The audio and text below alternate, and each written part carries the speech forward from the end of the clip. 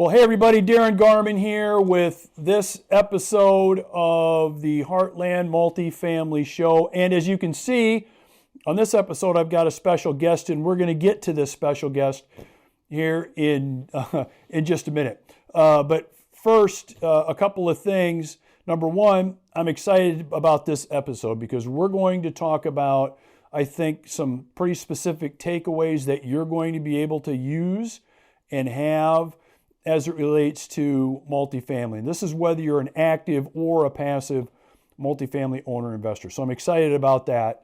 But before we get into this special episode with our special guest, just a couple of things. First of all, if what we talk about on this episode resonates with you, if you like what you hear, leave some comments below. Would like to have some dialogue with you and get your comments on this episode.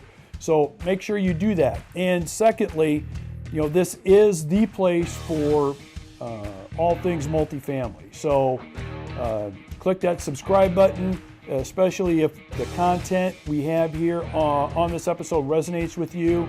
You don't want to miss out on anything else at the channel for all things multifamily. So make sure you click that subscribe button. Welcome to the Heartland Multifamily Show, the shorter, more profitable path to multifamily ownership and investing.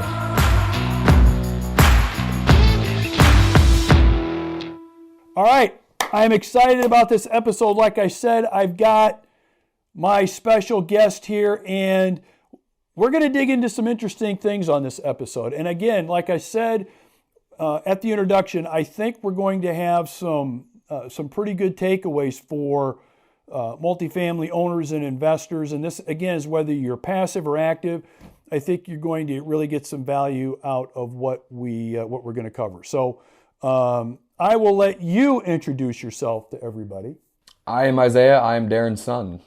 All right. This is, as he said, this is Iisiah. This is my son. And he's here actually for a couple reasons. Obviously, number one is he's my kid, so he's here because of that.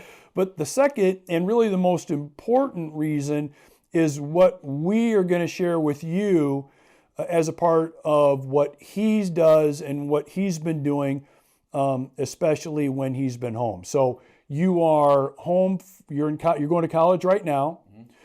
As we're recording this is still during your holiday break. You're going back to school next week. You've got another year of school left, and then you graduate. And you're also on the football team. You're a starter on the football team, so you got a lot going on with school and sports and everything. But when you're home, when you're here, we have you working, right? Yep. So you're not spending your days laying on the couch, burning through 600 episodes on Netflix or whatever else. We've got you working. So why don't you just start by just telling people, just in general, just briefly, what you've been doing for us over the last few weeks and what you've been up to. I've been helping with move-outs, been painting a lot lately, patching holes in walls, and then kind of a delivery boy to one of the units 2 hours away. Okay, so you've been doing the painting and cleaning, fixing holes in walls. You've been kind of our glorified delivery boy, going back and forth with things that needed to be shuttled and back and forth and taken care of.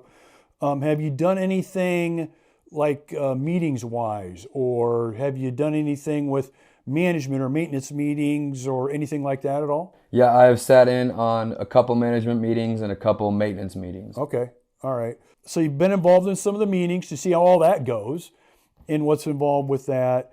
So you've really, at least over the last few weeks, you've been involved in some of the physical labor stuff and things that no one really talks about. When it comes to multifamily, there's not lots of conversations about hauling furniture out of apartments and fixing walls and, fixing holes and painting, but it's all necessary stuff that needs to be done.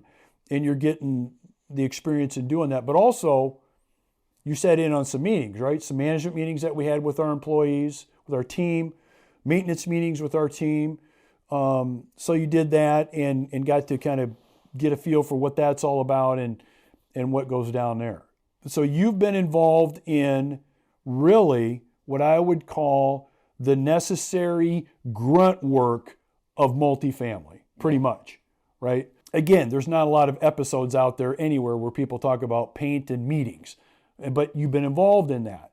And I think important, whether it'd be my son or not, to have somebody that's going to be involved in your organization or with you, whether you're active or even if you're passive, having someone that's been there, done that has got at least some experience in knowing and doing the things that you're doing. Because when you're at a position where you're making decisions, really important kind of decisions, having the background and the knowledge of some of the grunt work stuff really, really comes in handy, I think, and is really the way to go. So, for example, have we had you sitting behind a desk making high-level decisions? No. Have we had you, have you come to the office and sat behind the desk with the computer, and have you been answering a bunch of emails and taking care of that? I have not been. Okay. I have not been. Yeah, and we've done that on purpose.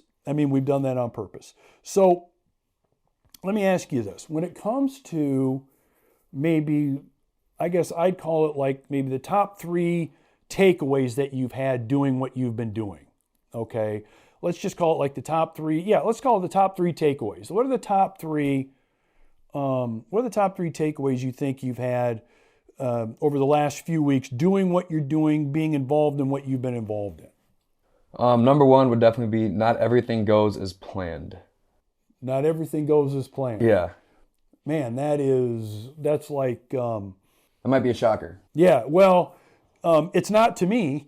It's not to me because especially when it comes to a people business like this, where you're depending on your team members, you're depending on vendors, you're depending on even clients, you're depending on so many other people to do things, especially in many cases by a certain time, right? That sometimes things don't go the way that you have planned. And you've seen that, especially doing what you're doing. When it comes to the work that you've done and the things that you've been doing for us, it's very foundational kind of work, but it's also the kind of work where, like you said, hardly anything really ever goes as planned. So what have you learned about flexibility? You got to be a little bit flexible? Yeah, you got to be kind of on your toes. Yeah. What about like expectations? So in terms of, are you surprised now when things don't go the way that you thought they should go, especially on some timelines that you were trying to work on? No. Right. Yeah. That's a really good takeaway. Because whether you're an active investor or you're a passive investor, you're dealing with that.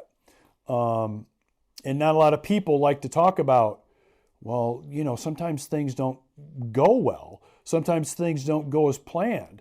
We always want to get spreadsheets and business plans in front of us, and everything looks great with spreadsheets and business plans on how things will go, but we also know that that is rarely the case. So that's a good one. That's a really good one. Okay, so if you had like a second takeaway, what do you think that would be? The way that you set up your meetings with the maintenance guys and the property managers. Okay. So the way that I set up the team or team member meetings. So when you say set up, what do you mean by set up? Well, you have it organized, but then at the same time you kind of give the floor to each individual. So for the maintenance men, you got a couple maintenance men at different properties. So you let those, let's say 2 per property, you let those 2 talk, give you an update on what they're doing, what's going on, what they might need.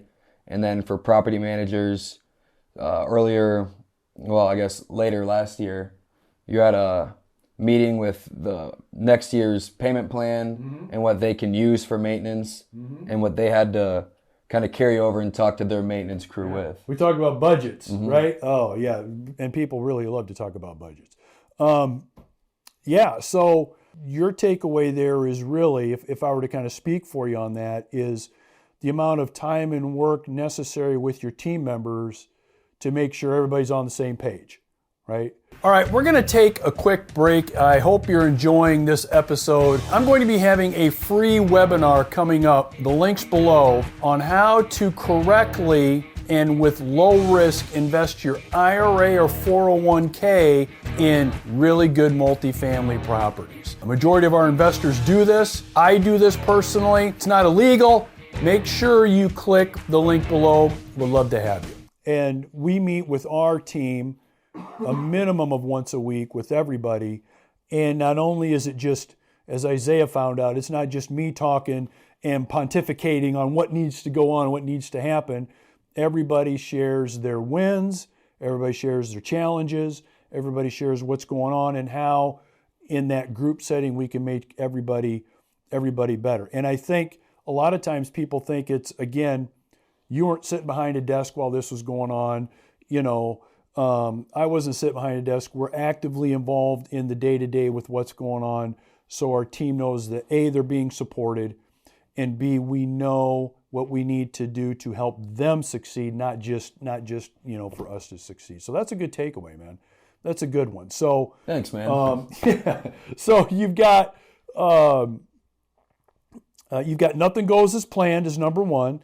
Second one was the amount of time, effort, and energy for the team meetings, the setup, as you called it, for the team meetings. Do you have like a third one, or what would be your third one? How important all the behind the scenes work is, like with kind of what I've been doing, because I've taken some real estate classes. Mm-hmm. None of that ever goes over like what's the actual necessary points to carry out a successful apartment complex. Okay. So you're taking classes in college right now, some real estate courses. If I read between the lines in what you're saying, I think what you're saying is you're finding a big difference between what you're reading and learning about in the textbooks versus what's going on out in the real world. Would that be a pretty good way to explain it? Spot on. Yeah. Did that really surprise you, or were you not so surprised by that? Yes and no. Yeah? You came in and talked to one of the classes, mm-hmm.